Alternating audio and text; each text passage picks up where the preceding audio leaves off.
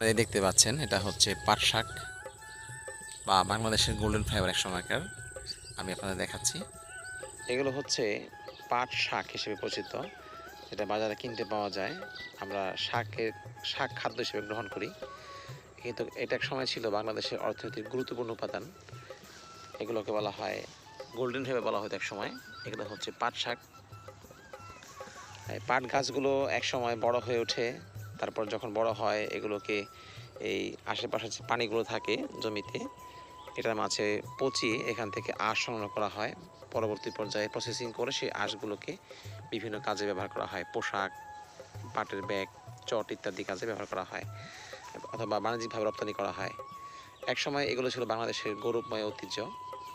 বাংলাদেশের সর্ববৃহৎ মিল ছিল আদমজী জুট মিল। এখন কালের আবর্তনে আছে এগুলো, এদের অর্থনৈতিক মূল্যায়ন হারিয়ে ফেলেছে, কিন্তু এগুলো এখনও টিকে আছে। যারা দেখেননি কখনো পাট গাছ, তাদের জন্য আজকের এই ভিডিও।